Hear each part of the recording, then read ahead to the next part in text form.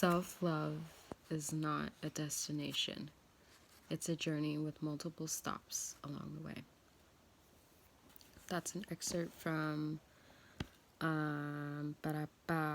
my self-love poem, We Are Not Taught to Self-Love. And I wanted to talk about that and talk about what self-love looks like on a day when self-loving is not easy and not something that I necessarily want to give myself.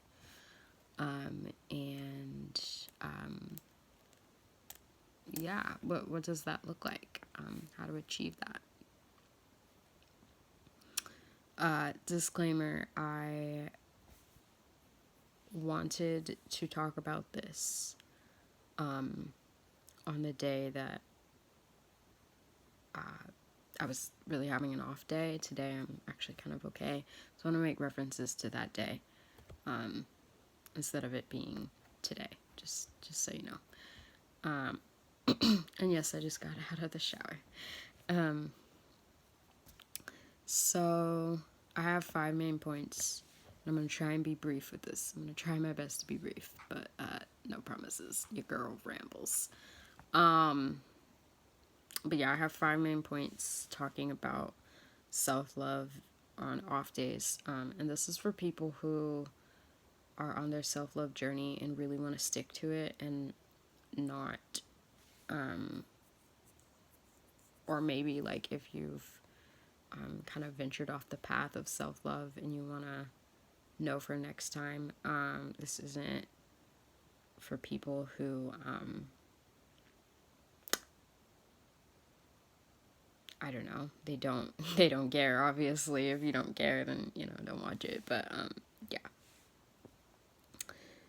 I wrote this because I kind of realized that it was important, or first, I come a long way to be able to recognize that I didn't really want to give myself self-love.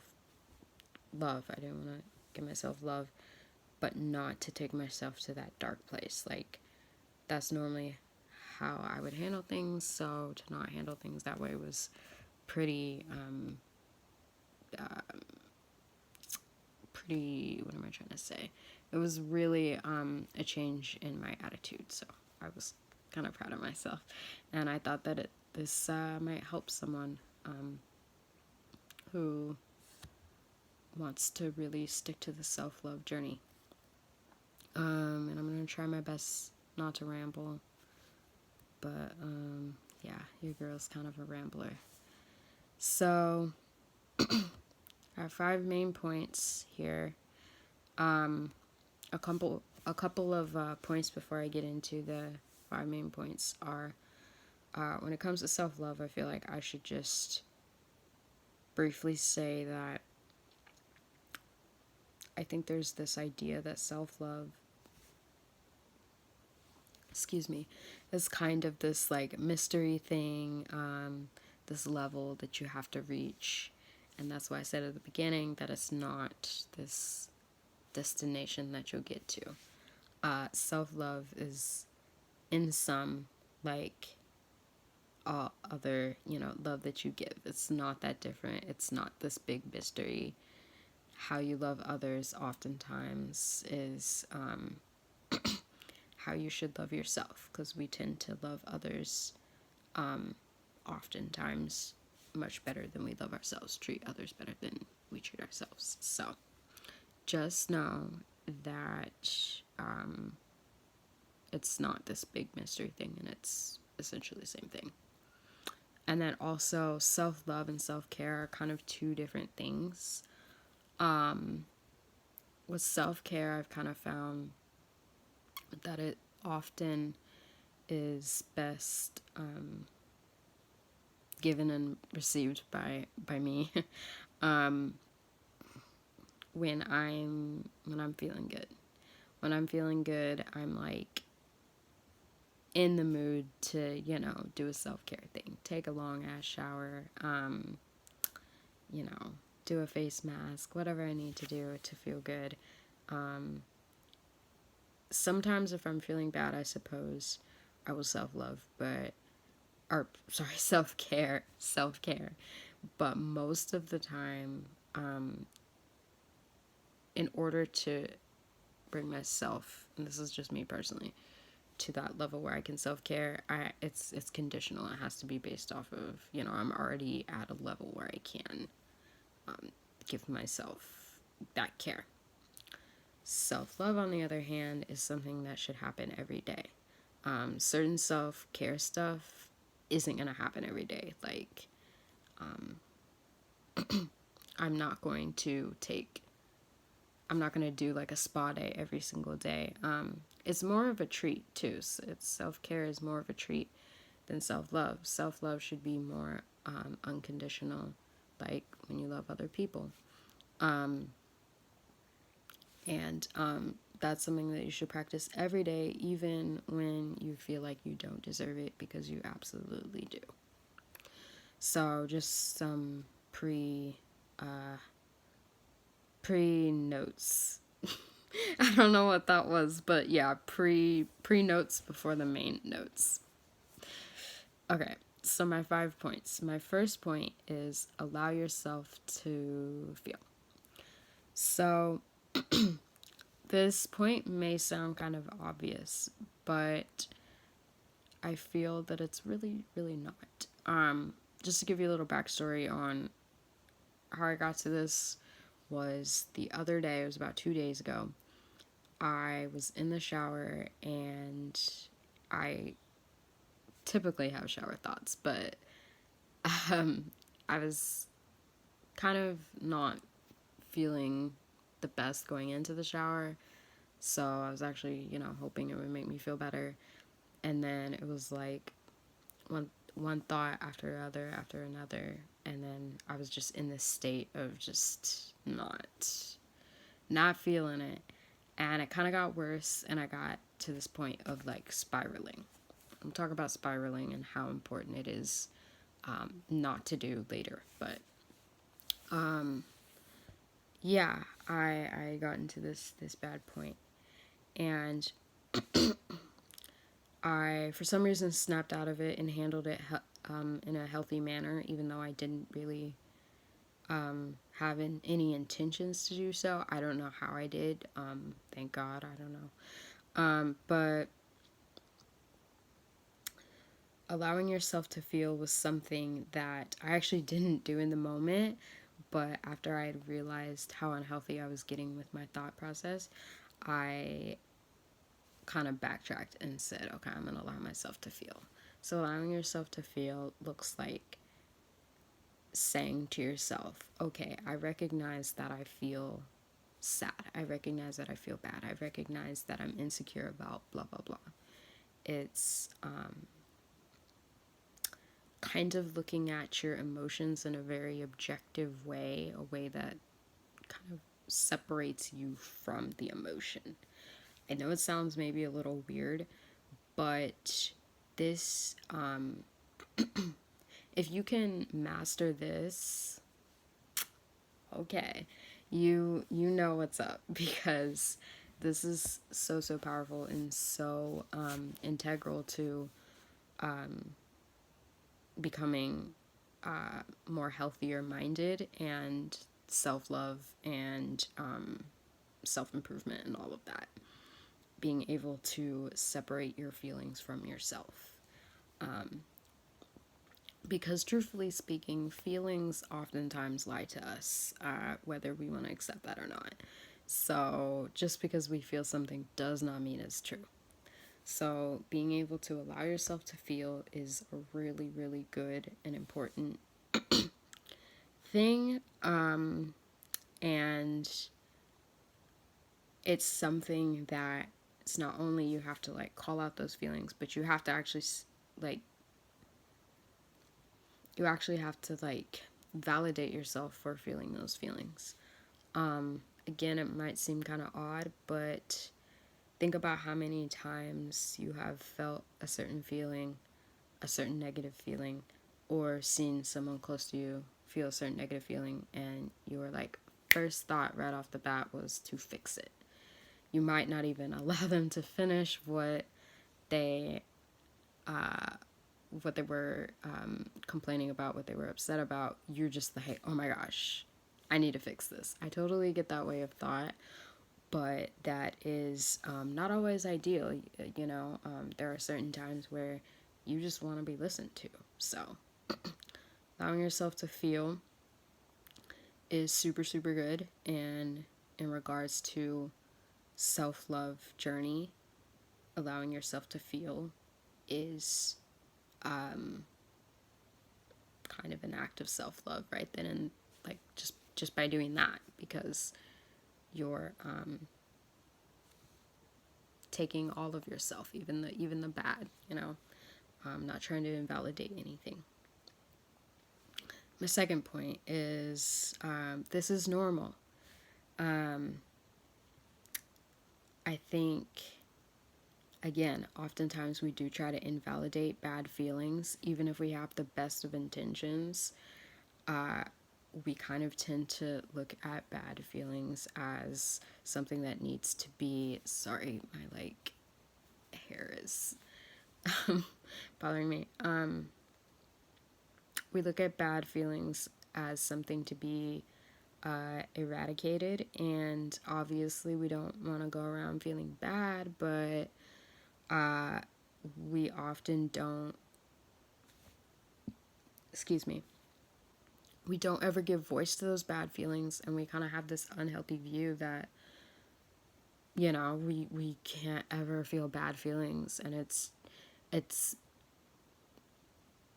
not good. It's really not good. We are biochemically engineered to cry, and I can't speak for all, but I know at least many women who claim to, myself included, who will watch a sad movie purposefully just to feel those feelings. So we are supposed to feel, as weird as it sounds, we're supposed to feel negative emotions to a degree. It's healthy and normal. So just know that this is normal.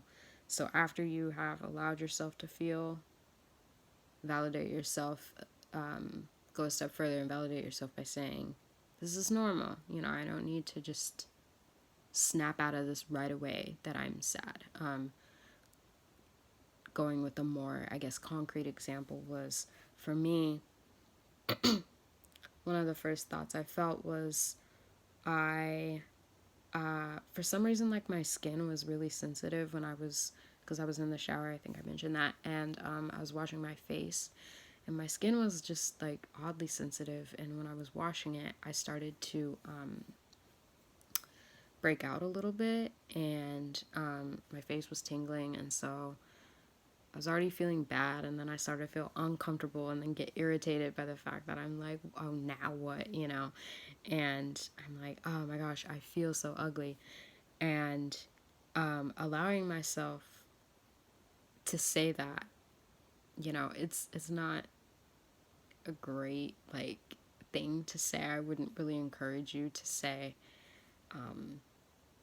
go ahead and talk about how ugly you feel, but sometimes to recognize how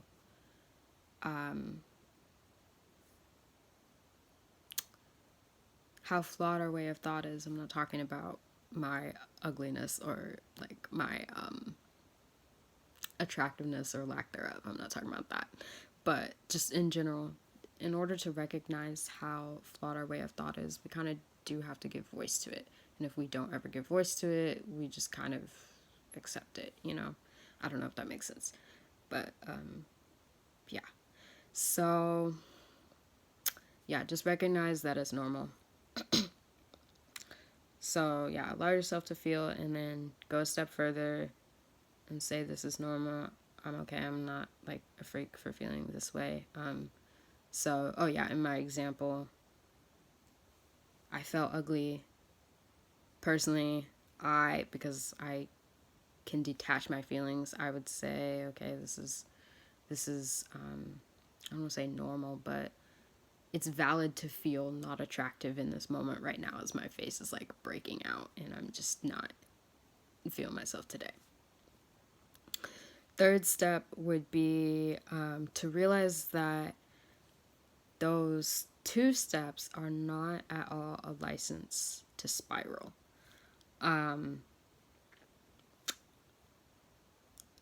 Those two steps and just feeling bad in general is not a license to spiral. So, what spiraling is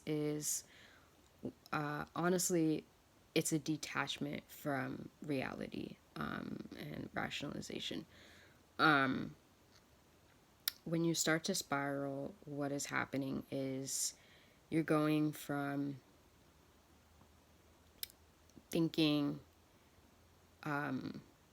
more or less objective thoughts or thoughts that you can low-key like validate for a certain reason. For instance, I felt ugly and I kind of had a valid excuse as to why I'm not actually talking about, again, my attractiveness or lack thereof. Just my face was breaking out, okay, and it just I just felt kind of like the whole reason why I was taking a shower anyways was because I felt gross. So it was like those two things combined, and then some other thoughts. Like I was just like, it is not it. I feel kind of ugly right now, and I wasn't looking my best, and that there wasn't really anything. I feel like that's kind of inherently wrong with saying, okay, look, I don't look my best right now. That's just I accept it or fix it or just move on. But then from there, I went into other thoughts. And then from there, I went into like not saying I feel, but I am. I started claiming the thoughts as my identity, which started to become dangerous because then it's no longer, I can't detach when I start claiming I am ugly and I am whatever. Fill in whatever self-deprecating thing you want. And then from there, I went to say, I'm ugly. I always will be. And I won't ever be loved. Something around those lines. I can't remember exactly what it was. And that's when I started to spiral. I might have had a couple of other thoughts after that, but at that point, I recognized, that I was starting to spiral because my thoughts were getting less realistic, less, like I was starting to kind of lose touch with reality because, saying I feel ugly is one thing, but saying, I'm never going to be loved is like way, way, way worse. And after feeling that and voicing that and thinking that it was hard to like break out of this kind of like cyclical vicious kind of way of looking at myself and viewing my life. And then, any other thoughts were like just as dark as those. It was no longer anything that I could just kind of detach from myself and just say, okay, well, yeah, that's how I feel. It was just like very, very heavy, statements. And at that point, yeah, I had realized that I had spiraled. And another thing about spiraling is oftentimes it can look like future kind of statements. So, for instance, saying I feel ugly is a present tense, statement. But saying I will never, blah, blah, blah, is talking in the future. And if that doesn't sound like a detachment from reality, then I don't know what does. It really is like this kind of this weird thing where you start focusing, like in it's going in a loop in your mind. You start focusing on whatever whatever that thought is, or maybe it's a couple thoughts, but they just keep going around in your mind. Thoughts of the same like nature, I'll never be loved, I'll never amount to anything, I'll never fill in the blank. And you get so focused on them that you really do like detach from reality, because then that's all you can see, that now is the reality, because now you've claimed those statements as truth, as this is me, I am statements. And the thing with spiraling is that spiraling is obviously really dangerous. Oftentimes when you get to that point, it can be really hard to snap out of it. You're either going to somehow miraculously snap out of it like I did, or you're going to go just all the way down. More times than not, I have gone all the way down.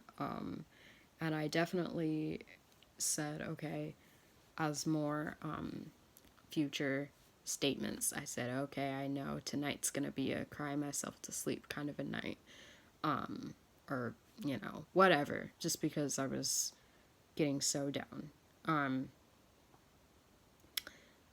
But I was kind of determined not to go that far down. And the last thing with spiraling is that spiraling really is the make or break for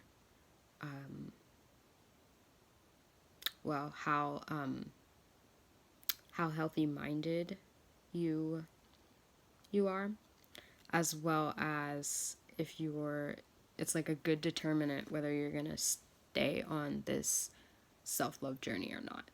When you get off of the self-love journey and give way to spiraling, well, that's just it. You've gone to this other place where you're no longer really self-loving. You're doing something else. When I think about self-love, I think about it as if, okay, if self-love is here, you can be down here, which is where spiraling is, and that's where we see like self-deprecating and like depression and other really heavy, mood disorders. And then up here is something other than self-love as well. A lot of people will say self-love kind of sounds egotistical or something like that, or talking about, caring about yourself. I even thought that for a while. That is not true. If your self-love is looking egotistical or conceited, then it's not self-love. Self-love will always be like here. Anything above that, oh dear, sorry. Anything above that, hold on.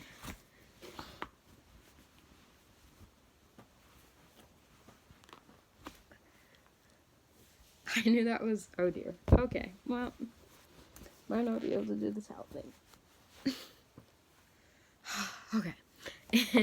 Sorry about that. Anyways, anything, fuck.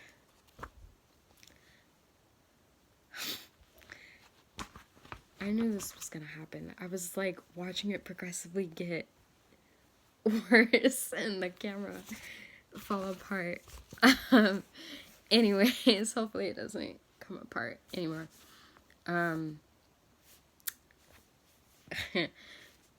Self-love shouldn't always be like this thing here, this healthy thing. I suppose you could argue that there are unhealthy ways to self-love. I don't know. Personally, my theory is that if you are engaging in unhealthy self-love, then it's no longer self-love. Just as when talking about a relationship with someone else, you wouldn't say,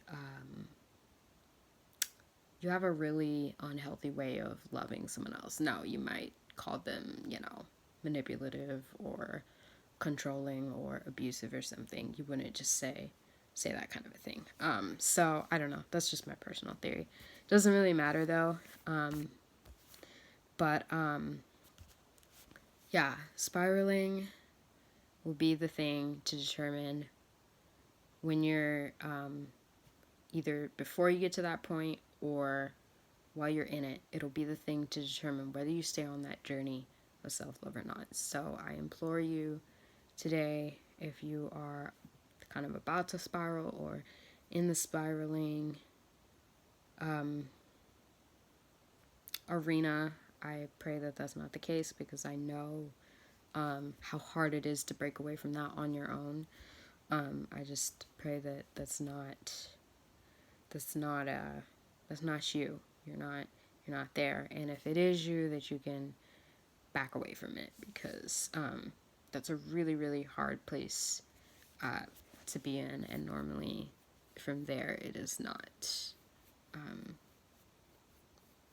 a good thing from that point on. So my fourth point is, sorry, this is getting a little longer than I intended. Fourth point is shift and focus. So this is a little hard to do if you're already in the spiraling mode, but I did it, so can definitely do it. So a shift in focus looks like, just as I said, it's you saying, okay, I am noticing that I am detaching from reality. I'm spiraling. I need to shift my focus. So, how do you do that? That's the $1 million question. So, how did I do it? I honestly don't remember how I did it, but it kind of goes back to the first point of allowing yourself to feel and being able to say, hey, I recognize that I feel this way. If you can do that, I know it sounds kind of complicated, but I feel like if you're that strong to be able to say, I recognize that I feel like sad.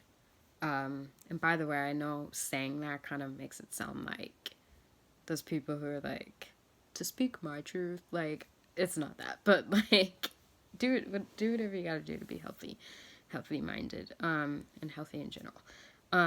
But if you can be that like objective with your thoughts in the first place, then you're probably on the right track to be that healthy when it comes to shifting focus. And shifting focus, that's kind of where the self-care kind of comes in.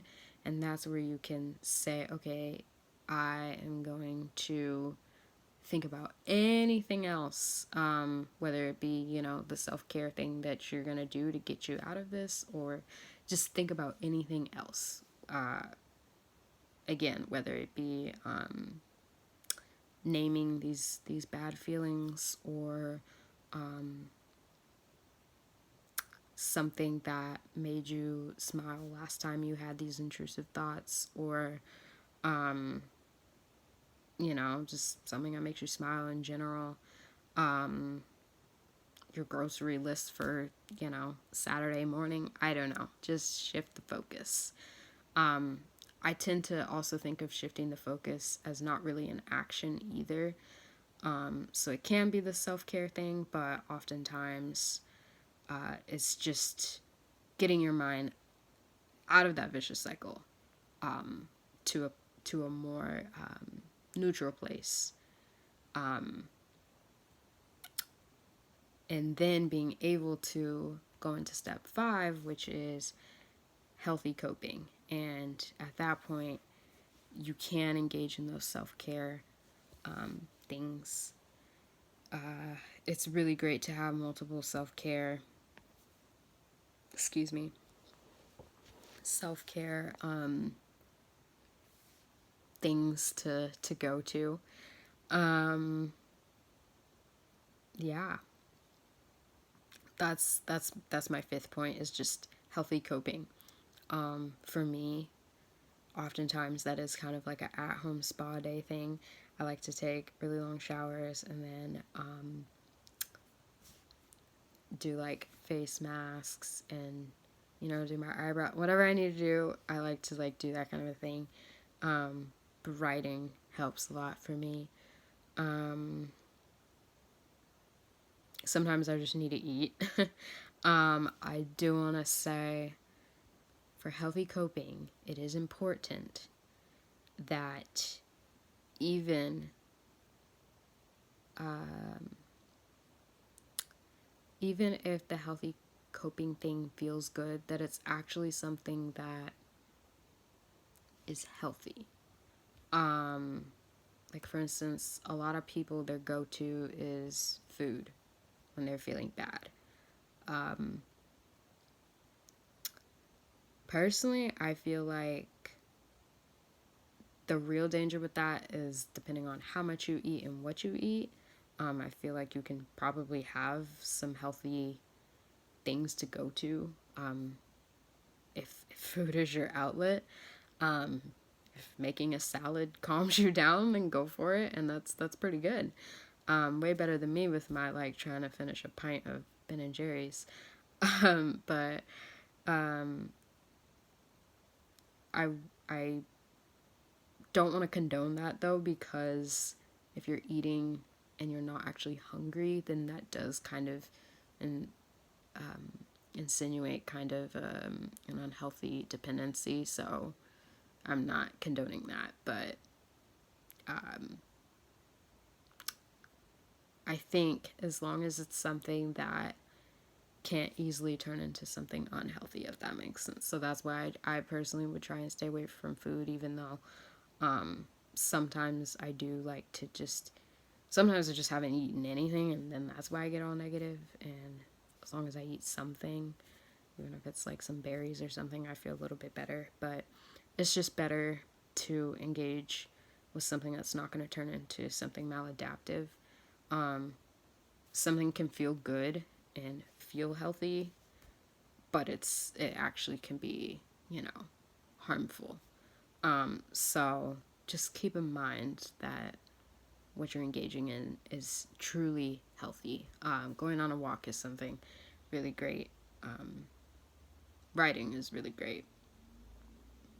I would say baking. I kind of like to bake, but that might lead to eating. So I don't know. You have to figure it out. But even if it feels good, just keep in mind that doesn't necessarily mean that it's the most healthy. And yeah, that's all the points that I have. So I hope some of that made sense. Basically, to sum it all up, just recognize that if you're on this self-love journey, it's going to look a little different for everyone. And there are going to be days like this where you don't feel like loving yourself, but keep forward. Please keep going forward. Do not give up. And if you do spiral and you get bad, you can always start over. There is no shame in that. But this is something that is continuous, so just please continue to move forward. Yeah, I hope this helps someone, and I hope that they can recognize what being healthy looks like, even on an off day. Yeah, that's it. Okay.